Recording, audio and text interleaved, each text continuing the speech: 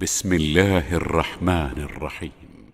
قال فما خطبكم أيها المرسلون قالوا إنا أرسلنا إلى قوم مجرمين لنرسل عليهم حجارة من طين مسومة عند ربك للمسرفين فأخرجنا من كان فيها من المؤمنين فما وجدنا فيها غير بيت من المسلمين وتركنا فيها آية للذين يخافون العذاب الأليم. അസ്സലാമു അലൈക്കും വറഹ്മത്തുള്ളാഹി വബറകാതുഹു.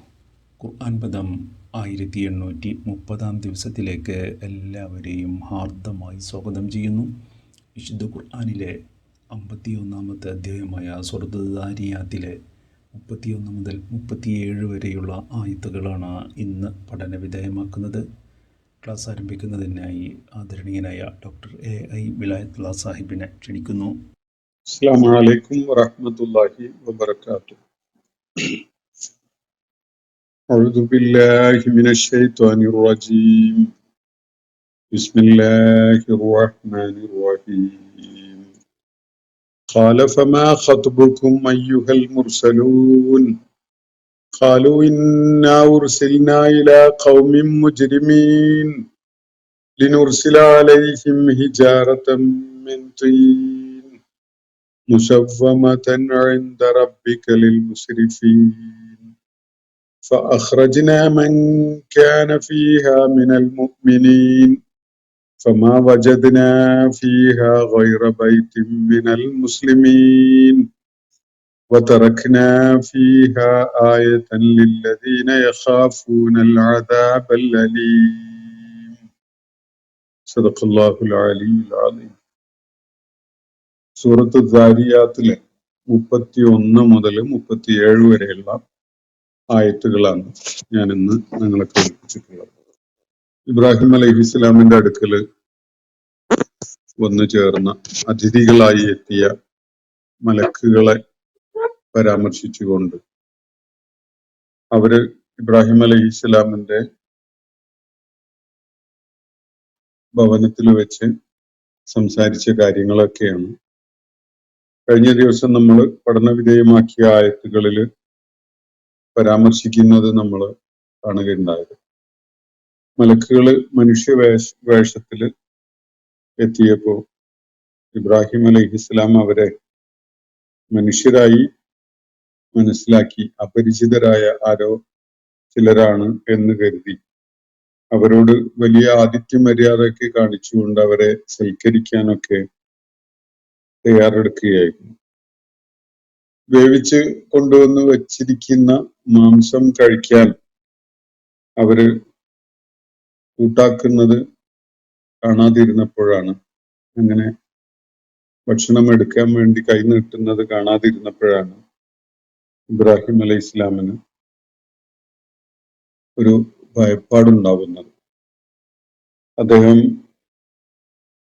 ഭയപ്പെടുന്ന വിധത്തിൽ ഭയപ്പാട് കാണിച്ചുകൊണ്ടുള്ള ഒരു പ്രതികരണം അദ്ദേഹത്തിൽ നിന്ന് ഉണ്ടായപ്പോൾ അവര് മലക്കുകള് അദ്ദേഹത്തോടായിട്ട് പറഞ്ഞത് ലാ തഖഫ് എന്നാണ്, താങ്കൾ പേടിക്കണ്ട എന്ന് പറഞ്ഞുകൊണ്ട് പിന്നെ അദ്ദേഹത്തിന് ഒരു ജ്ഞാനിയായ പുത്രൻ ലഭിക്കാൻ പോകുന്നു എന്ന സന്തോഷ വാർത്ത അറിയിക്കുക കൂടി ചെയ്തു. ആ സന്തോഷ വാർത്ത അറിയിച്ചത് വീട്ടിലുണ്ടായിരുന്ന അദ്ദേഹത്തിന്റെ ഇബ്രാഹിം അലൈഹി ഇസ്ലാമിന്റെ പത്നി കേൾക്കാനിടയാവുകയും അവര് ആ കേൾക്കാൻ സാധിച്ച ആ സംഗതിയുടെ പേരിൽ വല്ലാതെ എക്സൈറ്റഡ് ആയിട്ട് ഒച്ചയുണ്ടാക്കി മുഖത്തടിച്ചുകൊണ്ട് ഇങ്ങനെ പറയുകയും ചെയ്തു. അജൂസുൻ അഖീം, വളരെ പ്രായം ചെന്ന വന്ധ്യയായ ഒരു സ്ത്രീ അവരാണോ പ്രസവിക്കാൻ പോകുന്നത് എന്ന നിലയ്ക്ക് തന്നെ തന്നെ പരാമർശിച്ചുകൊണ്ട് സാറ റളിയല്ലാഹു അൻഹ പറയുകയാണ്. അപ്പൊ അതിനോട് പ്രതികരിച്ചുകൊണ്ട് മലക്കുകൾ പറയുന്നത് കദാലികി ഖാല റബ്ബുകി ഇന്നഹു ഹുവൽ ഹകീമുൽ അലീം എന്നാണ്. അത് അങ്ങനെ ഉണ്ടാകും, നിന്റെ റബ്ബ് പറഞ്ഞിരിക്കുന്നത് അങ്ങനെയാണ്, തീർച്ചയായിട്ടും അവൻ യുക്തിജ്ഞനും എല്ലാം അറിയുന്നവനുമാണ് എന്നാണ് തുടർന്ന് അള്ളാഹുവിനെ പരാമർശിച്ചുകൊണ്ട് മലക്കുകൾ പറയുകയുണ്ടായത്. അതിനെ തുടർന്ന് നടന്ന സംഭാഷണമാണ് ഇബ്രാഹിം അലൈഹി ഇസ്ലാം ഈ മലക്കുകളുമായി നടത്തിയ സംഭാഷണമാണ് ഇന്ന് ഞാൻ നിങ്ങളെ കേൾപ്പിച്ച ആയത്തുകളുടെ തുടക്കത്തിൽ കാണാൻ സാധിക്കുക. ഖാല, ഇബ്രാഹിം അലൈഹി ഇസ്ലാം ആ മലക്കുകളോടായിട്ട് ചോദിച്ചു, ഫമാ ഖത്ബുക്കും അയ്യുഹൽ മുർസലൂൻ, അല്ല ദൂതന്മാരായി അയക്കപ്പെട്ടവരെ, എന്താണ് നിങ്ങളെ ചുമതലപ്പെടുത്തിയിട്ടുള്ള ദൗത്യം, എന്താണ് നിങ്ങളുടെ കാര്യം? ഫമാ ഖത്ബുക്കും അയ്യുഹൽ മുർസലൂൻ, നിങ്ങൾ എന്തിനു വേണ്ടി നിയോഗിക്കപ്പെട്ടവരാണ്, എന്താണ് നിങ്ങൾ നടപ്പിലാക്കാനായിട്ട് അള്ളാഹു നൽകിയിട്ടുള്ള കൽപ്പന? ഇതാണ് ഇബ്രാഹിം അലൈഹി ഇസ്ലാമിന്റെ ചോദ്യം. മലക്കുകൾ അവിടെ വന്നത് വളരെ അസാധാരണമായ വിധത്തില് മനുഷ്യ വേഷത്തിലാണല്ലോ. അപ്പോ മനുഷ്യന്റെ വേഷത്തില് മലക്കുകൾ പ്രവാചകന്മാരുടെ അടുക്കൽ വരുന്നത് സാധാരണഗതിയിൽ അത്ര സുഖകരമല്ലാത്ത എന്തോ ഒരു സംഗതിയുമായി ബന്ധപ്പെട്ടുകൊണ്ടാണ് എന്നതാണ് അത് നൽകുന്ന ഒരു സൂചന.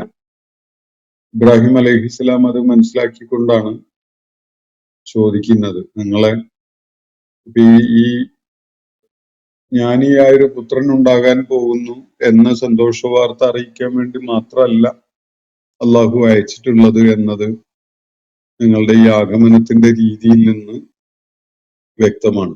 എന്താണ് നിങ്ങളുടെ ദൗത്യം, എന്ത് നടപ്പിലാക്കാൻ വേണ്ടിയാണ് നിങ്ങളിപ്പോ വന്നിട്ടുള്ളത് എന്നതാണ് ഇബ്രാഹിം അലൈഹി ഇസ്ലാമിന്റെ ചോദ്യത്തിന്റെ ഒരു മർമ്മം.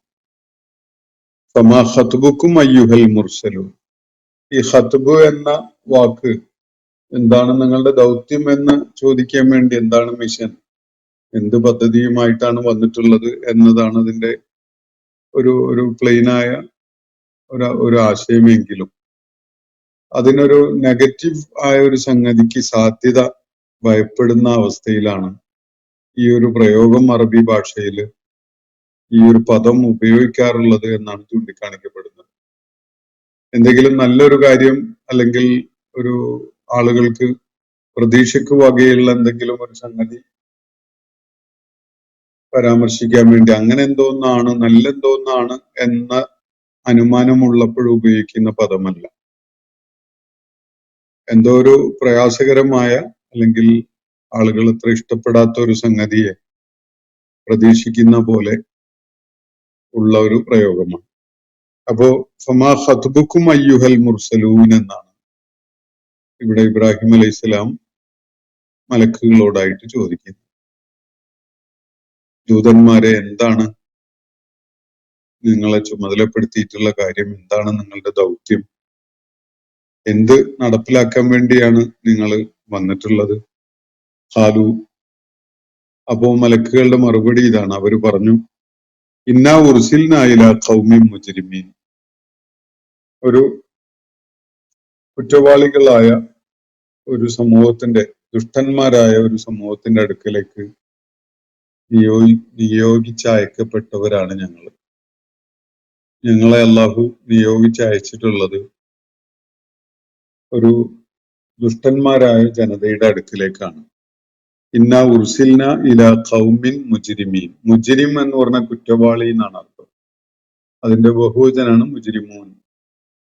അപ്പോ മുജ്രിമുകളായ, കുറ്റവാളികളായ, ക്രിമിനൽസായ അല്ലെങ്കിൽ ദുഷ്ടന്മാരായ, തിന്മകളുടെ പേരിൽ അറിയപ്പെടുന്ന ഒരു ജനതയുടെ അടുക്കിലേക്കാണ് ഞങ്ങളെ നിയോഗിച്ചയച്ചിരിക്കുന്നത് എന്നതാണ് ഇവിടെ മലക്കുകൾ പറയുന്ന കാര്യം. ആ ജനത ഏതാണ് എന്നൊന്നും ഇവിടെ പറയുന്നില്ല. വിശുദ്ധ ഖുർആനിൽ വേറെ പല സൂറത്തുകളിലും ഈ സംഭവങ്ങൾ പരാമർശിക്കപ്പെടുന്നുണ്ട്. അവിടെയൊക്കെ ചിലയിടങ്ങളിൽ അത് ഖൗമു ലൂത്താണ് എന്ന് പ്രത്യേകം പറയുന്നുണ്ട്. ലൂത്ത് അലൈഹിസ്സലാമിന്റെ ജനത പൗരാണിക കാലത്ത് ഇബ്രാഹിം അലൈഹി ഇസ്ലാമിന്റെ കാലത്ത് ജോർഡാനോട് ചേർന്ന് കിടക്കുന്ന ചില പ്രദേശങ്ങളിലേക്കായിരുന്നു ലൂത്ത് അലൈഹി ഇസ്ലാമിനെ നിയോഗിക്കുകയുണ്ടായത്. ഇബ്രാഹിം അലൈഹി ഇസ്ലാം ഇറാഖിൽ നിന്ന് പലായനം ചെയ്തു പോകുന്ന ഘട്ടത്തിൽ അദ്ദേഹത്തോടൊപ്പം കൂടെ ചേർന്ന ഒരു വ്യക്തിയാണ് ലൂത്ത് അലൈഹി ഇസ്ലാം. അദ്ദേഹത്തിന്റെ സഹോദരപുത്രനാണ്, ജ്യേഷ്ഠന്റെ മകനാണ് ലൂത്ത് അലൈഹി ഇസ്ലാം. ആ നിലക്കാണ് ചരിത്ര സ്രോതസ്സുകളിൽ നിന്ന് മനസ്സിലാക്കാൻ പറ്റുന്നത്.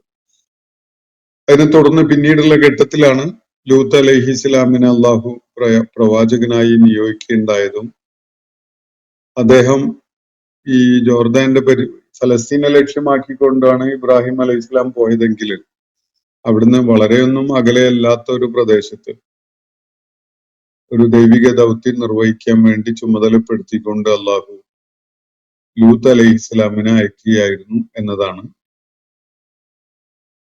ഈ ചരിത്ര സ്രോതസ്സുകളിൽ നിന്ന് മനസ്സിലാക്കാൻ പറ്റുന്ന കാര്യം. അത് ജോർദാനോട് ചേർന്ന് കിടക്കുന്ന ഇന്നത്തെ ചാവുകടലിന്റെ ഒരു ദക്ഷിണ ഭാഗത്ത് കടലിനടിയിൽ ആണ്ടുപോയ രണ്ട് പ്രദേശങ്ങളായിട്ടാണ് ചരിത്രം അടയാളപ്പെടുത്തുന്നത്. ഈ പ്രദേശത്ത് ലൂത്ത് അലൈഹി ഇസ്ലാം ദൗത്യം നിർവഹിച്ച പ്രദേശത്തെ നമുക്കിന്ന് ഐഡന്റിഫൈ ചെയ്യാൻ പറ്റുന്നത് ആ നിലക്കാണ്. സൊഡോം, ഗൊമോറ എന്നീ രണ്ട് ഖറിയകളായിട്ട്, ഗ്രാമങ്ങളായിട്ടാണ് അതറിയപ്പെടുന്നത്. പക്ഷെ ഇന്നത് ഭൂമുഖത്ത് കാണാൻ പറ്റുന്ന ഒരവസ്ഥയിലല്ല ഉള്ളത്. സമുദ്രത്തിനടിയിലേക്ക് ആണ്ടുപോയ രണ്ട് ഗ്രാമങ്ങൾ, അതാണ് ചരിത്രം അതിനെക്കുറിച്ച് പറയുന്നത്. അപ്പോ ഇവിടെ മലക്കുകൾ പറയുന്നത് ദുഷ്ടന്മാരായ ഒരു സമൂഹത്തിന്റെ അടുക്കിലേക്കാണ് ഞങ്ങളെ നിയോഗിച്ചയച്ചിരിക്കുന്നത്. അള്ളാഹു ഞങ്ങളെ ഒരു ദൗത്യം നിർവഹിക്കാൻ വേണ്ടി പറഞ്ഞു വിട്ടിരിക്കുന്നത് ഈ ദുഷ്ടന്മാരായ ഒരു സമൂഹത്തിന്റെ അടുക്കിലേക്കാണ് എന്നാണ്. അത് ഖൗമു ലൂത്താണ് എന്നിവിടെ പ്രത്യേകം പറയുന്നില്ല. പറയാതെ തന്നെ രണ്ട് കാരണങ്ങളാൽ അത് വ്യക്തമാകും. ഒന്ന്, ഖുർആനിൽ ഇതിന്റെ മുമ്പ് തന്നെ അവതരിച്ച സൂറത്തുകളിൽ അത് പരാമർശിക്കപ്പെടുന്നുണ്ട്. 2-3 സൂറത്തുകളിൽ ഈ ലൂത്ത് അലൈഹി ഇസ്ലാമുമായി ബന്ധപ്പെട്ടുകൊണ്ടുള്ള കഥകൾ വിവരിക്കുന്നുണ്ട്. ഒരു കാരണം അതാണ്. മറ്റൊന്ന്, പേര് പറയാതെ തന്നെ ഒരു ദുഷിച്ച സമൂഹം അല്ലെങ്കിൽ കുറ്റവാളികളായ ഒരു സമൂഹം, ദുഷ്ടന്മാരായ ഒരു സമൂഹം എന്ന് പൊതുവായി പറഞ്ഞാൽ പോലും മനസ്സിലാക്കാൻ ഏത് കൂട്ടരെ കുറിച്ചാണ് അത് എന്നത് വ്യക്തമായും മനസ്സിലാക്കാൻ കഴിയുന്ന വിധത്തിൽ ഈ സമൂഹം കുപ്രസിദ്ധി ആർജിച്ചിട്ടുണ്ടായിരുന്നു ആ കാലഘട്ടത്തിൽ എന്നതാണ് നൽകുന്ന സൂചന. അതുകൊണ്ട് ഇന്നിപ്പോ ലോകത്തെ ചട്ടമ്പി രാഷ്ട്രം എന്ന് ആരെങ്കിലും പറഞ്ഞാൽ തന്നെ അത് വിശദീകരണമൊന്നും പറയാതെ അത് അമേരിക്കയാണ് എന്നത് എല്ലാവർക്കും മനസ്സിലാവും. ചട്ടമ്പി രാജ്യം സ്വന്തം ഇഷ്ടങ്ങൾ മറ്റുള്ള രാജ്യങ്ങളുടെയും സമൂഹങ്ങളുടെ മേൽ അടിച്ചേൽപ്പിക്കുന്ന, അക്രമത്തിന്റെ വഴികളിലൂടെ തന്നെ നിരന്തരം നീങ്ങിക്കൊണ്ടിരിക്കുന്ന ലോകത്തെ ഏറ്റവും ദുഷിച്ച വഴികളുടെ ആളുകളായ ഒരു സമൂഹം. അപ്പൊ അങ്ങനെ ഒരു ചട്ടമ്പി രാജ്യം, അല്ലെങ്കിൽ അതിന് പലപ്പോഴും ദ റോഗീഷ് നാഷൻ എന്നൊക്കെയാണ് പറയാറുള്ളത്, ഏറ്റവും തെമ്മാടിയായ രാജ്യം എന്നൊക്കെ. കാരണം അവരാണ് ബാക്കിയുള്ളവരെ ചൊൽപ്പടിക്ക് കീഴിൽ നിർത്താൻ വേണ്ടി നീതിയോ ന്യായമോ യുക്തിയോ ഒന്നും പരിഗണിക്കാതെ മറ്റുള്ളവരുടെ മേൽ കാര്യങ്ങൾ ഡിക്റ്റേറ്റ് ചെയ്തുകൊണ്ട് മുന്നേറുന്ന ഒരു സ്വഭാവം പിന്നിട്ട ഒരു 7-8 ശതകങ്ങളിലെങ്കിലും നമുക്ക് കാണാൻ കഴിയുന്നത് അങ്ങനെയാണ്. പിന്നിട്ട 8 ദശകങ്ങളിൽ എന്ന് പറഞ്ഞാൽ ഒരു 10-60-70 വർഷങ്ങളായിട്ട് അവരുടെ നിലപാടും പ്രവർത്തനങ്ങളും ഒക്കെ ആ വിധത്തിലുള്ളതാണ്. അവർ മറ്റുള്ള സമൂഹങ്ങളെ ടെററിസ്റ്റ് രാജ്യങ്ങൾ എന്നൊക്കെ പറയുമെങ്കിലും യഥാർത്ഥത്തിൽ ഏറ്റവും വലിയ ടെറർ ലോകത്ത് അൺലീഷ് ചെയ്യുന്നത് ഈ അമേരിക്കൻ സാമ്രാജ്യത്വമാണ് എന്നത് എല്ലാവർക്കും അറിയാം. അപ്പോ ഒരു ചട്ടമ്പി രാജ്യം എന്ന് പറഞ്ഞാൽ തന്നെ എല്ലാവർക്കും അത് മനസ്സിലാവും. ആ പ്രയോഗം അവരെയാണ് അത് എന്ന്.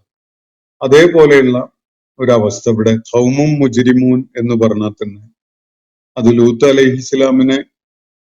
അലൈഹിസ്സലാം ദൗത്യം നിർവഹിച്ച ആ സമൂഹത്തെയാണ് ഉദ്ദേശിക്കുന്നത് എന്നത് അറിയാൻ മാത്രം അവരുടെ ദുഷ്പേര് അല്ലെങ്കിൽ അവര് അത്രയും കുപ്രസിദ്ധരായിരുന്നു എന്നതാണ് അത് നൽകുന്ന സൂചന. അപ്പൊ മലക്കുകൾ പറഞ്ഞത് ഞങ്ങള് ഒരു ദുഷിച്ച ജനതയുടെ അടുക്കിലേക്ക് നിയോഗിച്ചയക്കപ്പെട്ടവരാണ് എന്നാണ്. എന്നിട്ട് പറയുന്നത് ലിനുർസില അലൈഹിം ഹിജാറത്തം മിൻ തുയീൻ, നമുക്ക് അവരുടെ മേൽ മണ്ണുകട്ടകള് അല്ലെങ്കിൽ മണ്ണുകൊണ്ടുള്ള കല്ലുകൾ എറിയുന്നതിന് വേണ്ടിയാണ് എന്നാണ് തുടർന്ന് പറയുന്നത്. ഇവിടുന്ന് അങ്ങോട്ട് സംസാരിക്കുന്നത് മലക്കുകളാണ് എന്ന് തീർച്ചപ്പെടുത്താൻ കഴിയാത്ത ഒരു സ്വഭാവം ഇവിടുന്ന് അങ്ങോട്ടുള്ള ആയത്തുകൾക്കുണ്ട്. നമ്മൾ 37 വരെയുള്ള ആയത്തുകളാണല്ലോ ഒന്ന് വായിക്കുന്നത്. ഈ ഭാഗം ഇവിടുന്ന് അങ്ങോട്ടും 37-ാമത്തെ ആയത്ത് വരെയുള്ള ഭാഗം മലക്കുകള് നൽകിയ മറുപടിയെ തുടർന്ന് അള്ളാഹു നേരിട്ട് നൽകുന്ന ഒരു സ്വഭാവം ഉള്ളതായിട്ടാണ് വ്യക്തിപരമായി എനിക്ക് ബോധ്യപ്പെടുന്നത്. അത് മലക്കുകൾ പറഞ്ഞതാവാൻ സാധ്യതയില്ല എന്ന്. എന്നാല് തഫ്സീറുകളില് അങ്ങനെ അത് മലക്കുകളുടെ സംസാരം തുടരലല്ല എന്ന സൂചനകളൊന്നും എനിക്ക് കാണാൻ പറ്റിയിട്ടില്ല. പക്ഷെ ഈ ആയത്തുകളുടെ പദപരമായ പ്രത്യേകതകള് ഭാഷാതലത്തില് അപഗ്രഥിച്ച് മനസ്സിലാക്കുമ്പോൾ ഇവിടുന്ന് അങ്ങോട്ട് 37-ാമത്തെ ആയത്ത് വരെയുള്ളത് മലക്കുകളുടെ പ്രതികരണത്തിനോടുള്ള അതിന്റെ തുടർച്ചയായിട്ട് അള്ളാഹു പറയുന്ന പോലെയാണ് എനിക്ക് മനസ്സിലാക്കാൻ പറ്റുന്നത്. അപ്പൊ ലിനുർസില അലൈഹിം, എന്തിനു വേണ്ടിയാണ് ഇവിടെ ഈ ദുഷിച്ച ജനതയുടെ അടുക്കലേക്ക് ഞങ്ങൾ നിയോഗിച്ചയക്കപ്പെട്ടിരിക്കുന്നത് എന്നത് വ്യക്തമാക്കപ്പെടുകയാണ് ഇവിടെ. അപ്പൊ അത് ലിനുർസില അലൈഹിം, അല്ലെങ്കിൽ ഞങ്ങൾ അവരുടെ മേൽ വർഷിക്കുന്നതിന് വേണ്ടിയാണ്. ഹിജാറത്തം മിൻ തുയീൻ, കളിമണ്ണ് കൊണ്ടുള്ള കല്ലുകൾ എന്ന് പറഞ്ഞാൽ കളിമണ്ണ് ചുട്ടുപഴുപ്പിച്ച കല്ലുകൾ അവരുടെ മേൽ വർഷിക്കുന്നതിന് വേണ്ടിയാണ് ഞങ്ങളെ നിയോഗിച്ചയച്ചിട്ടുള്ളത് എന്ന നിലക്ക് മലക്കുകൾ പറയുന്ന പോലെ നമുക്ക് വായിക്കാം. അതല്ലെങ്കിൽ മലക്കുകൾ ഈ ദുഷിച്ച ജനതയുടെ അടുക്കലേക്കാണ് നിയോഗിച്ചയക്കപ്പെട്ടിരിക്കുന്നത് എന്ന് പറഞ്ഞു വെച്ചതിന് ശേഷം ആ ദുഷിച്ച ജനതയുടെ മേൽ നാം പഴുപ്പിച്ച കളിമണ്ണ് കട്ടകൾ അല്ലെങ്കിൽ കളിമണ്ണ് കല്ലുകൾ അവരുടെ മേൽ വർഷിക്കുന്നതിന് നമുക്ക് അവരുടെ മേൽ അങ്ങനെ വർഷിക്കേണ്ടതുണ്ടായിരുന്നത് കൊണ്ടാണ് എന്നാണ് അള്ളാഹു പറയുന്ന വിധത്തിൽ നമുക്ക് അതിനെ വായിക്കാൻ പറ്റുക. അപ്പൊ എന്തായാലും സംഗതി ആ ജനതയെ നശിപ്പിക്കാൻ വേണ്ടി അള്ളാഹു തീരുമാനിക്കുകയുണ്ടായി. ആ ജനത ദുഷിച്ച ഒരു ജനതയായിരുന്നു. യാതൊരു പ്രതീക്ഷക്കും അവസരം ഇല്ലാത്ത വിധത്തില്, യാതൊരു പ്രതീക്ഷക്കും പഴുതില്ലാത്ത വിധത്തിൽ അങ്ങേയറ്റം ധാർമ്മിക ച്യുതിയിൽ അകപ്പെട്ടു പോയ ഒരു ജനതയാണ്. അവരെ താക്കീത് ചെയ്യാനും അവരെ നല്ല വഴിയിൽ നടത്താനും വേണ്ടിയാണ് ലൂത്ത് അലൈഹിസ്സലാമിനെ അള്ളാഹു അയച്ചിട്ടുണ്ടായിരുന്നത്. അവരോട് ധർമ്മം ഉപദേശിച്ചുകൊണ്ട് അവരുടെ വൃത്തികെട്ട ജീവിത രീതികൾ ഉപേക്ഷിച്ച് ധർമ്മപാതയിലേക്ക് തിരികെ വരാൻ അവരോട് പറയാൻ, അവരെ ഉപദേശിക്കാൻ. അങ്ങനെ ചെയ്യുന്നില്ലെങ്കിൽ അള്ളാഹുവിന്റെ കടുത്ത ശിക്ഷ അവരെ ഏറ്റുവാങ്ങേണ്ടി വരും എന്ന് അവരെ താക്കീത് ചെയ്യാൻ വേണ്ടിയാണ് അള്ളാഹു ലൂത്ത് അലൈഹിസ്സലാമിനെ അവരിലേക്ക് അയച്ചിട്ടുണ്ടായിരുന്നത്. എന്നാൽ ലൂത്ത് അലൈഹിസ്സലാം അവർക്കിടയിൽ അള്ളാഹു നിശ്ചയിച്ച കാലം അത്രയും ആ ദൗത്യം നിർവഹിച്ചുകൊണ്ട് നിലക്കൊണ്ടുവെങ്കിലും അത് അവരില് പറയത്തക്ക പ്രതികരണമൊന്നും ഉളവാക്കുകയുണ്ടായില്ല എന്ന് മാത്രമല്ല, സ്വന്തം കുടുംബത്തിനെ പോലും പൂർണ്ണമായി ലൂത്ത് അലൈഹിസ്സലാമിന് കൂടെ അണിനിരത്താൻ അല്ലെങ്കിൽ താൻ പിന്തുടരുന്ന ആദർശ പാതയിലേക്ക് കൊണ്ടുവരാൻ സാധിക്കുകയുണ്ടായിട്ടില്ല. അദ്ദേഹത്തിന്റെ പത്നി, ലൂത്ത് അലൈഹിസ്സലാമിന്റെ പത്നി ഇടഞ്ഞു നിൽക്കുകയായിരുന്നു. അവര് പലപ്പോഴും ഈ ദുഷിച്ച ജനതയെ അവരുടെ ദുഷിച്ച ജീവിത രീതികൾക്ക് അതിനുള്ള സഹായമായിട്ടൊക്കെ നിലകൊള്ളുകയായിരുന്നു ആ സ്ത്രീ ചെയ്തിട്ടുണ്ടായിരുന്നത്. ലൂത്ത് അലൈഹിസ്ലാമിന്റെ ദൗത്യത്തിനെ പരാജയപ്പെടുത്തുന്ന വിധത്തില്, അദ്ദേഹത്തെ വഞ്ചിക്കുന്ന വിധത്തിലൊക്കെയാണ് അവര് പെരുമാറിയിട്ടുണ്ടായിരുന്നത്. അത് ഖുർആനിൽ ചില സൂചനകൾ ഈ സംഭവങ്ങൾ വിവരിക്കുന്ന വേറെ ഭാഗങ്ങളിൽ കാണാൻ കഴിയും. അപ്പോ ഇവിടെ ലൂത്ത് അലൈഹിസ്ലാം ഉന്നയിച്ച ചോദ്യത്തിന് മറുപടിയായിട്ട് മലക്കുകൾ പറഞ്ഞത്, ഒരു ദുഷിച്ച ജനതയുടെ അടുക്കലേക്ക് നിയോഗിക്കപ്പെട്ടവരാണ് ഞങ്ങൾ എന്നാണ്. അതിനെ തുടർന്ന് അള്ളാഹു പറയുന്ന വിധത്തിൽ ഞാൻ മനസ്സിലാക്കുന്നത്, അവരുടെ മേൽ ചുട്ടുപഴുപ്പിച്ച ശിലകൾ വർഷിക്കുന്നതിന് വേണ്ടിയാണ് എന്നാണ്. നമുക്ക് അവരുടെ മേൽ അങ്ങനെ ശിക്ഷ എന്ന നിലക്ക് ശിലാവർഷം നടത്തണം, അതിനു വേണ്ടിയാണത് എന്നാണ് അള്ളാഹു തുടർന്ന് പറയുന്ന വിധത്തിൽ ഇത് മനസ്സിലാക്കാൻ സാധിക്കുന്നത്. അപ്പോ മുസവ്വമതൻ ഇൻദ റബ്ബിക ലിൽ മുസ്രിഫീൻ, അതിര് വിട്ടുകൊണ്ട് ജീവിക്കുന്ന, അല്ലെങ്കിൽ എല്ലാ അതിർവരമ്പുകളെയും ലംഘിച്ചുകൊണ്ട് നിലകൊള്ളുന്ന ആളുകളെ ലക്ഷ്യം വെച്ചുകൊണ്ടുള്ള നിന്റെ റബ്ബിന്റെ അടുക്കൽ അടയാളപ്പെടുത്തപ്പെട്ടിട്ടുള്ള ശിലകളാണത്. അതാണ് അള്ളാഹു ഇവിടെ പറയും. മുസവ്വമതൻ എന്ന് പറഞ്ഞാൽ അടയാളപ്പെടുത്തപ്പെട്ടതാണ്, മാർക്ക് ചെയ്യപ്പെട്ടതാണ്. ഓരോ കല്ലിന്മേലും അത് ആരെ ലക്ഷ്യം വെക്കേണ്ടതാണ് എന്ന വിധത്തില് അടയാളപ്പെടുത്തപ്പെട്ടിരുന്നു എന്നാണ് മനസ്സിലാക്കാൻ പറ്റുന്നത്. അപ്പോ ഇവിടെ ഹിജാറത്താണ്, ഹിജാറത്തും മിൻ തീനാണ് ഇവിടെ പറയുന്നത്. ആ സമൂഹത്തെ പിടികൂടിയ ആ ദൈവിക നടപടി അല്ലെങ്കിൽ ദൈവിക ശിക്ഷ അത് പല വിധത്തിലുള്ളതായിരുന്നു. ഒന്ന്, അതിശക്തമായൊരു ഭൂകമ്പമായിരുന്നു. അതിനോടൊപ്പം വളരെ കടുപ്പമേറിയ അഗ്നിപർവ്വതം പൊട്ടി ഒലിക്കുന്ന, അല്ലെങ്കിൽ അഗ്നിപർവ്വതം പൊട്ടി ക്ഷോഭിച്ച് അതിന്റെ ഭൗമാന്തർ ഭാഗങ്ങളിലുള്ള സംഗതികളെയൊക്കെ പുറത്തേക്ക് തിളച്ചു മറിയുന്ന അവസ്ഥയിൽ പുറത്തേക്ക് തള്ളുന്ന ഒരു പ്രതിഭാസം കൂടി അതിനോടൊപ്പം അരങ്ങേറുകയുണ്ടായി എന്നാണ് മനസ്സിലാക്കാൻ പറ്റുന്നത്.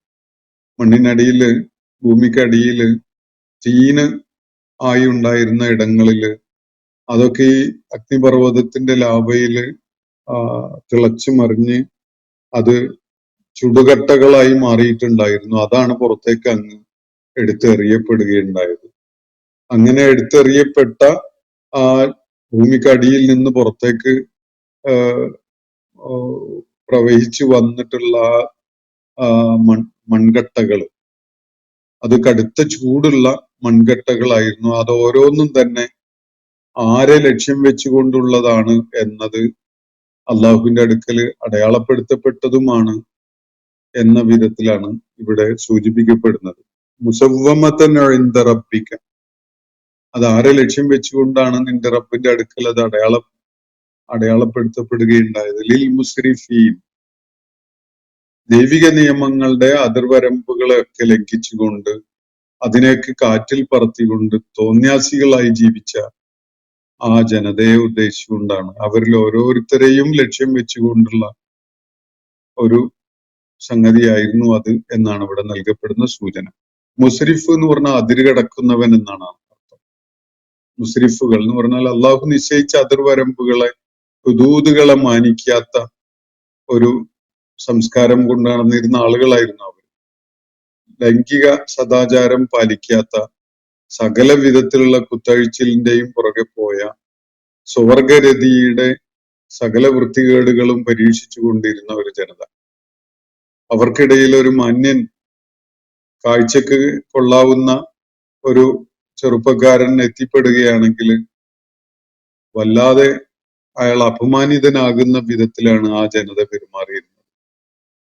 ഈ മലക്കുകൾ തന്നെ ഖുർആൻ വിവരിക്കുന്നത് വേറൊരിടത്ത്, ആ നാട്ടിൽ എത്തുന്നത്, ലൂത്ത് അലൈഹിസ്ലാമിന്റെ അടുക്കലേക്ക് വരുന്നത് വളരെ സുന്ദരന്മാരായ 2 ബാലന്മാരായിട്ടാണ്. അങ്ങനെ ആ രൂപത്തില് കാഴ്ചയിൽ വളരെ ആകർഷകത്വമുള്ള ബാലന്മാരായിട്ടാണ് എത്തുന്നത്. അവരെത്തുന്നതോടുകൂടി അവരുമായി സ്വർഗരതിയിൽ ഏർപ്പെടാൻ ആഗ്രഹിച്ചുകൊണ്ട് നിർലജ്ജം ആ സമൂഹത്തിലെ തന്തോന്നികളായ ആ തെമ്മാടികളായ ആളുകൾ ലൂത്ത് അലൈഹി ഇസ്ലാമിന്റെ വീട്ടിന്റെ മുന്നിൽ തടിച്ചു കൂടുകയാണ് ചെയ്യുന്നത്. ഞങ്ങൾക്ക് അവരെ വിട്ടുതരണം എന്ന് പറഞ്ഞു. എന്നെ അപമാനിക്കല്ലേ, എന്റെ അടുക്കൽ വന്ന ആദരണീയരായ അതിഥികളാണ് ഇവര് എന്ന് പറഞ്ഞുകൊണ്ട്, എന്റെ പെൺമക്കളെ നിങ്ങൾ കല്യാണം കഴിച്ചോ എന്നൊക്കെ പറഞ്ഞുകൊണ്ട് ലൂത്ത് അലൈഹി ഇസ്ലാം അവരോട് കെഞ്ചി യാചിക്കുകയൊക്കെ ചെയ്യുന്നുണ്ട്. പക്ഷെ അതൊന്നും അവിടെ വിലപ്പോകുന്നുണ്ടായിരുന്നില്ല. ലൂത്തെ, നിനക്കറിയാലോ ഞങ്ങൾക്ക് അതൊന്നും അല്ല വേണ്ടത്, ഞങ്ങള് താല്പര്യം കാണിക്കുന്നത് വേറെ ചിലതാണ്, അതുകൊണ്ട് മര്യാദക്ക് അവരെ ഇങ്ങ് വിട്ടു തന്നോളൂ എന്ന് പറഞ്ഞുകൊണ്ടാണ് അവര് ലൂത്ത് അലൈഹി ഇസ്ലാമിനെ ശല്യം ചെയ്തുകൊണ്ടിരുന്നത് ആ ഘട്ടത്തിൽ. അപ്പൊ അത്രയും വഷളന്മാരായ, അത്രയും ലജ്ജ നഷ്ടപ്പെട്ടു പോയ മഹാവൃത്തികേടുകളുടെ ആളുകളായ ഒരു സമൂഹമായിരുന്നു അത്. അവരെ നേരിടുന്ന, അവരെ കൈകാര്യം ചെയ്യുന്നതിന് അടയാളപ്പെടുത്തപ്പെട്ട ചുട്ടുപഴുപ്പിച്ച മൺകട്ടകളാണ് അവരുടെ മേൽ ചെന്ന് വീഴുന്നത്. ആ വിധത്തിൽ വീഴുന്നതിന് വേണ്ടി, അത് അവരുടെ മേൽ വർഷിക്കുന്നതിന് വേണ്ടിയാണ് അള്ളാഹു ഈ മലക്കുകളെ അങ്ങോട്ട് അയച്ചിട്ടുണ്ടായിരുന്നത് എന്നതാണ് ഇവിടെ വിവരിക്കപ്പെടുന്നത്. അപ്പോ തുടർന്ന് പറയുന്നത് ഫഅഖ്റജ്ന മൻ കാന ഫീഹാ മിനൽ മുഅ്മിനീൻ. അങ്ങനെ നാം അവിടെ വിശ്വാസികളായി ഉണ്ടായിരുന്നവരെ ഒക്കെ മോചിപ്പിക്കുകയുണ്ടായി. ഫഅഖ്റജ്ന, നാം പുറത്തു കൊണ്ടുവന്നു. മൻ കാന ഫീഹ, അവിടെ ഉണ്ടായിരുന്നവരുടെ കൂട്ടത്തിൽ മിനൽ മുഅ്മിനീൻ, വിശ്വാസികളായ ആളുകൾ. വളരെ പരിമിതമായ കുറച്ച് ആളുകളാണ്. അതും ലൂത്ത് അലൈഹി ഇസ്ലാമിനോടൊപ്പം നിലകൊണ്ട അദ്ദേഹത്തിന്റെ കുടുംബത്തിലെ ഏതാനും അംഗങ്ങളൊക്കെയാണ് അന്ന് മുഅ്മിനുകളായിട്ട്, വിശ്വാസികളായിട്ട് ഉണ്ടായിരുന്നത്. അപ്പൊ അവരെ നാം അള്ളാഹുവിന്റെ ആ ശിക്ഷ നടപ്പിലാക്കപ്പെടുന്നതിന് മുമ്പായിട്ട് അവരെ അവിടെ നിന്ന് മോചിപ്പിക്കുകയുണ്ടായി എന്നാണ് അള്ളാഹു ഇവിടെ പറയുന്നത്. ഒരു മലക്കുകൾ പറയുന്ന വിധത്തില് മനസ്സിലാക്കാൻ സാധ്യതയുള്ളതിനേക്കാളേറെ അള്ളാഹു നേരിട്ട് പറയുന്ന പോലെ മനസ്സിലാക്കാനാണ് സാധ്യതയുള്ളത്. ഫഅഖ്റജ്ന മൻ കാന ഫീഹാ മിനൽ മുഅ്മിനീൻ, അവിടെ വിശ്വാസികളായി ഉണ്ടായിരുന്നവരെ നാം മോചിപ്പിക്കുകയുണ്ടായി, പുറത്തു കൊണ്ടുവരികയുണ്ടായി. എന്ന് പറഞ്ഞാൽ അള്ളാഹു നശിപ്പിക്കാൻ ഉദ്ദേശിച്ച ആ പ്രദേശത്തിൽ നിന്നായിട്ട് ഈ വിശ്വാസികളായ ആളുകളെ പുറത്തു കൊണ്ടുവന്നു, അവരെ മോചിപ്പിച്ചു.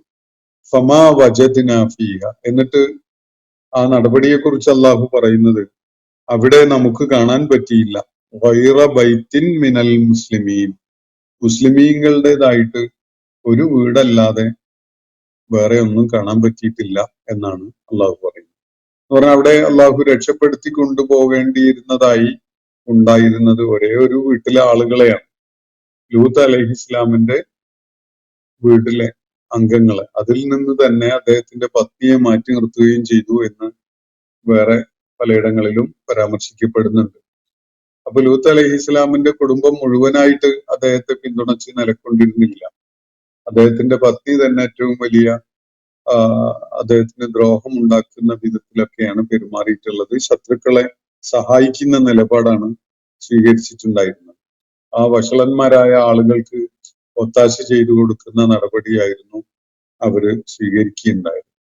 വിശുദ്ധ ഖുർആൻ സൂറത്ത് തഹരീമില് ഏറ്റവും ഉത്കൃഷ്ടരായ 2 സ്ത്രീകളെ പരാമർശിക്കുന്നത് പോലെ ഏറ്റവും ദുഷ്ടകളായ 2 സ്ത്രീകളെയും പരാമർശിക്കുന്നുണ്ട്.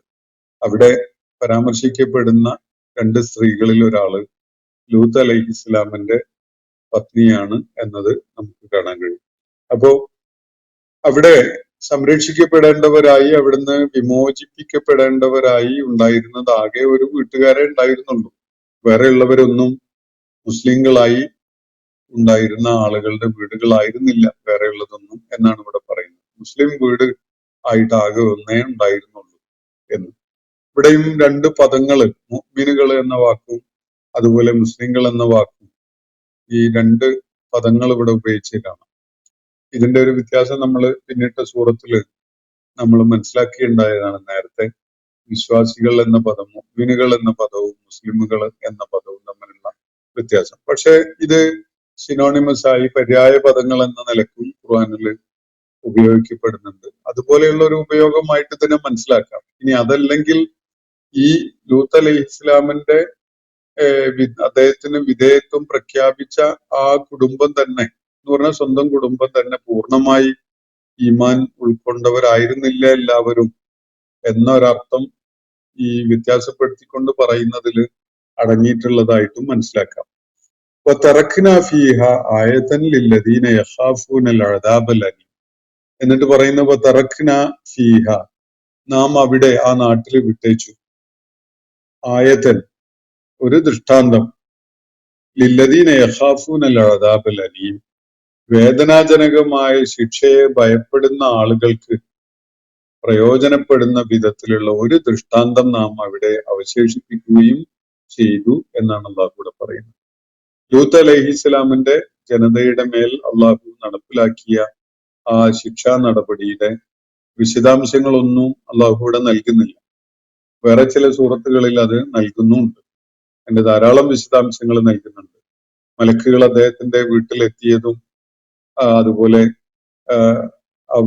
ലൂത്ത് അലൈഹിസ്സലാം നാട്ടുകാരുടെ വഷളൻ പെരുമാറ്റങ്ങളും സംസാരവും കേട്ട് അതിൽ വല്ലാതെ അപമാനിതനായതും തന്നെ അപമാനിക്കരുതെന്ന് അവരോട് കെഞ്ചിക്കാണ് പറയുന്നതും നിങ്ങളുടെ കൂട്ടത്തില് മാന്യതയുള്ള ഒരുത്തൻ പോലും ഇല്ലാണ്ടായി പോയല്ലോ, എനിക്ക് ആശ്രയിക്കാൻ പറ്റിയ ഒരാൾ പോലും ഇല്ലാതായി പോയല്ലോ എന്നൊക്കെ വിലപിക്കുകയൊക്കെ ചെയ്യുന്ന കാര്യം ഖുർആൻ പരാമർശിക്കുന്നുണ്ട്.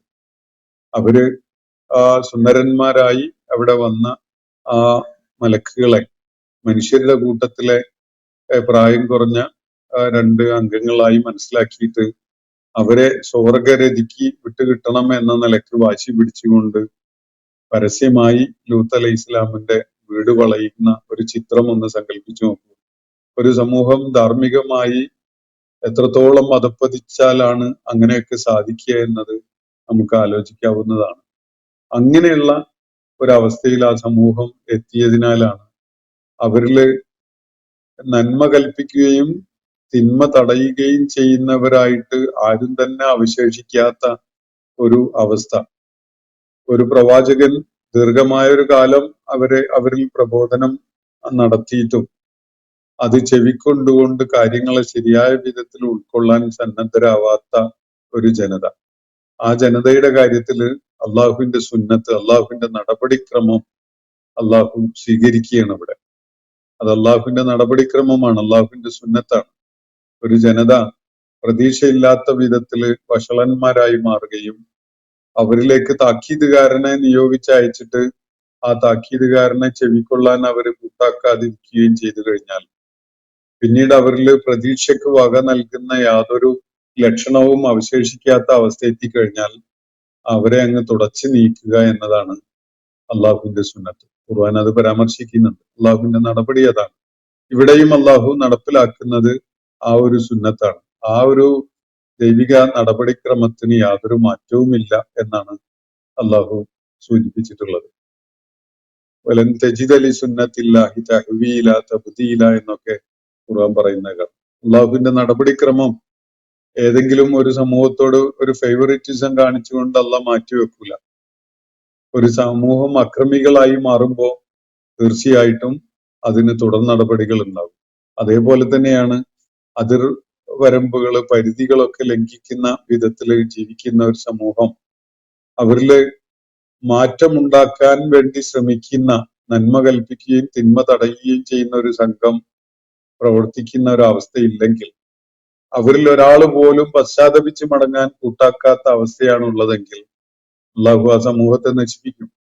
ആ സമൂഹത്തെ നശിപ്പിക്കുന്നത് അവര് പടുത്തുയർത്തിയ നാഗരികതയെ പോലും പൂർണ്ണമായും നാമാവശേഷമാക്കുന്ന വിധത്തിലൊക്കെ ആയിരിക്കും. ഇവിടെ ഉണ്ടായത് അങ്ങനെയാണ്. ഈ രണ്ട് പട്ടണങ്ങൾ അല്ലെങ്കിൽ ഈ രണ്ട് ഗ്രാമങ്ങൾ ഈ ദൈവിക നടപടിയുടെ ഫലമായി ഭൂമിക്കടിയിലേക്ക്, ചാവുകടലിനടിയിലേക്ക് ആണ്ടുപോവുകയാണ് ഉണ്ടാകുന്നത്. ചാവുകടലിന്റെ ആ രാസസന്തുലിതത്വം തന്നെ ഇല്ലാതാക്കി കളഞ്ഞ് വെള്ളത്തിന് ഉപരിതലത്തിൽ അതിന്റെ ഡെൻസിറ്റി വർദ്ധിച്ച കാരണമായി ആളുകള് ആ വെള്ളത്തിലേക്ക് ഇറങ്ങിയാൽ പോലും വെള്ളത്തിന്റെ ഉപരിതലത്തിൽ പൊങ്ങിക്കിടക്കുന്ന ഒരവസ്ഥയാണ് ഇന്നുള്ളത്. ആ ഒരു അവസ്ഥയിലേക്ക് അത് മാറിയത് അന്ന് ആ സമൂഹത്തിന്റെ മേൽ പെയ്തിറങ്ങിയ ശിക്ഷയുടെ മഴ കാരണമായിട്ടാണ് എന്നാണ് മനസ്സിലാക്കപ്പെടുന്നത്. അത് കേവലം ആ ശിക്ഷ ഇറങ്ങിയ മഴ മാത്രമായിരുന്നില്ല. ഭൂമി കുലുക്കം ഉണ്ടായി, അഗ്നിപർവ്വതം സ്ഫോടനം ഉണ്ടായി. അതിന്റെ ഫലമായിട്ട് ചുട്ട് പഴുപ്പിച്ച മൺകട്ടകള് അവിടുന്ന് ഭയപ്പെട്ട് പേടിച്ചോടിയ ആളുകളുടെ ഓരോരുത്തരുടെയും മേല് പതിക്കുന്ന വിധത്തില് അത് പ്രഹരമേൽപ്പിച്ചു, അല്ലെങ്കിൽ അവരെ നശിപ്പിച്ചു കളയാൻ കാരണമാകുന്ന വിധത്തില് ആ ചുട്ടുപഴുത്ത അഗ്നിപർവ്വതം സ്ഫോടനം ഉണ്ടായിക്കൊണ്ട് പുറത്തേക്ക് വന്ന ആ മൺകട്ടകള് അവരുടെ മേല് ചെന്ന് പതിച്ചു എന്നൊക്കെയാണ് മനസ്സിലാക്കാൻ സാധിക്കുന്നത്. 3 വിധത്തിലുള്ള പ്രഹരങ്ങൾ അവിടെ ഉണ്ടായി എന്നതാണ് സൂചിപ്പിക്കപ്പെടുന്നത്. ഒന്ന്, ശക്തമായ ശിക്ഷയായിട്ടുള്ള മഴ. അതില് എന്തൊക്കെ രാസ ഘടകങ്ങൾ അടങ്ങിയ മഴയാണ് എന്നത് നമുക്ക് അത് വിലയിരുത്തി മനസ്സിലാക്കേണ്ടിയിരിക്കുന്ന ഒരു സംഗതിയാണ്. അത് എന്തായാലും ശിക്ഷ അടങ്ങിയ മഴയാണ്. രണ്ടാമത്തത് ഭൂകമ്പമാണ്. മൂന്നാമത്തത് അഗ്നിപർവ്വതം സ്ഫോടനം ഉണ്ടായി എന്നതാണ്. ഈ സംഗതികളൊക്കെ ഉണ്ടായ വിധത്തില് ഒരു കടുത്ത ശിക്ഷയാണ് ആ സമൂഹത്തിന്റെ മേൽ അല്ലാഹു നടപ്പിലാക്കുകയുണ്ടായത്. അപ്പൊ ഇതിലെ നമ്മൾ വായിച്ച ഭാഗത്ത് അവസാനത്തെ ആയത്ത് വതറക്നാ ഫീഹ ആയതൻ ലില്ലദീന യഖാഫൂന അൽഅദാബൽ അലീം. വേദനാജനകമായ ശിക്ഷയെ ഭയപ്പെടുന്ന ആളുകൾക്കായിട്ട് എന്ന് പറഞ്ഞാൽ അതിനെ ഗൗനിക്കുന്ന, അതിനെ ഭയപ്പാടോടുകൂടി കാണുന്ന, ദൈവിക നടപടിയെ പേടിക്കുന്ന തരം ആളുകൾ, അതെപ്പോഴും വിശ്വാസികളും തഖ്വയുള്ളവരുമായിരിക്കും. അങ്ങനെയുള്ള ആളുകൾക്കായിട്ട് നാം അതിനെ അവിടെ ഒരു ദൃഷ്ടാന്തം അവശേഷിപ്പിച്ചു എന്നാണ് പറയുന്നത്. ആ ദൃഷ്ടാന്തം ചാവുകടലാണ് എന്നാണ് മനസ്സിലാക്കപ്പെടുന്നത്. ചാവുകടലിന്റെ ദക്ഷിണ ഭാഗത്താണ്, ജോർദാന്റെ കരയോട് ചേർന്ന് കിടക്കുന്ന ഭാഗത്താണ് ഈ 2 ഗ്രാമങ്ങൾ ഉണ്ടായിരുന്നത് എന്നാണ് മനസ്സിലാക്കപ്പെടുന്നത്. ആ ഭാഗത്ത് ചാവുകടലിനടിയിൽ വലിയ സംസ്കൃതി നിലനിന്നിരുന്ന ഒരു ഭൂപ്രദേശം മണ്ണിനടിയിലേക്ക് അല്ലെങ്കിൽ കടലിനടിയിലേക്ക് ആണ്ടുപോയ ലക്ഷണങ്ങളൊക്കെ കാണാൻ പറ്റുന്നുണ്ട് എന്നാണ് ഗവേഷകർ ചൂണ്ടിക്കാണിക്കുന്നത്.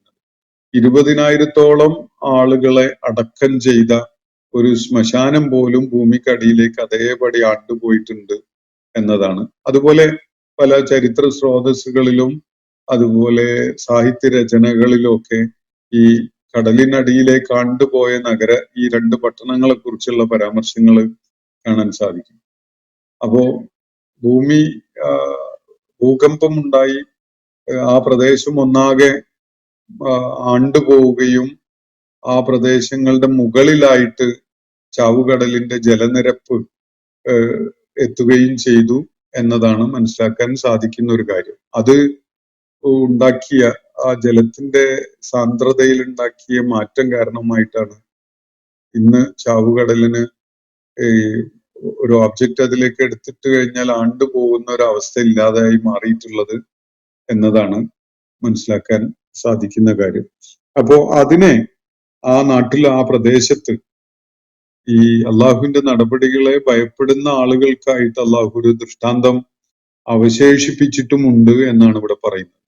അപ്പൊ ഈ പറയുന്നത് ഇപ്പൊ തറക്ന എന്ന് പറഞ്ഞുകൊണ്ട് ഫീഹ ആയതൻ എന്നൊക്കെ പറയുന്നത് മലക്കുകൾ പറയുന്ന രൂപത്തിലല്ല.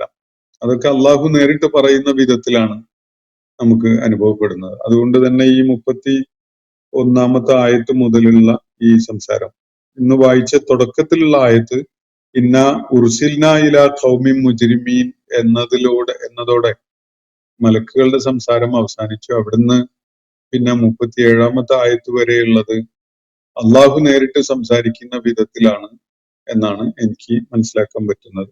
അപ്പോ ലൂത്ത് അലൈഹി ഇസ്ലാമിന്റെ ദൗത്യ നിർവഹണവുമായി ബന്ധപ്പെട്ടുകൊണ്ടുള്ള ആ ചരിത്ര സംഭവമാണ് ഇവിടെ വളരെ സംക്ഷിപ്തമായിട്ട് പങ്കുവച്ചിട്ടുള്ളത്.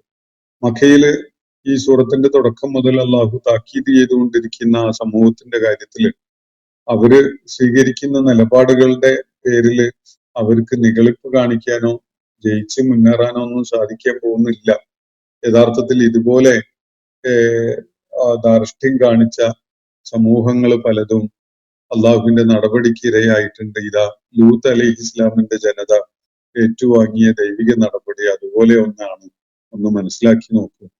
അള്ളാഹുവിന്റെ നടപടിയെ ഭയപ്പെടുന്ന ആളുകൾക്ക് അതിലൊരു ദൃഷ്ടാന്തവും അള്ളാഹു അവശേഷിപ്പിച്ചിട്ടുണ്ട് എന്ന് പറഞ്ഞുകൊണ്ട് മക്കയിലെ ആളുകൾക്ക് വേണമെങ്കിൽ അവർക്ക് ഒരൊറ്റ ദിവസം കൊണ്ട് യാത്ര ചെയ്ത് എത്താവുന്ന അകലത്തിലൊക്കെയുള്ള പ്രദേശങ്ങളാണത്.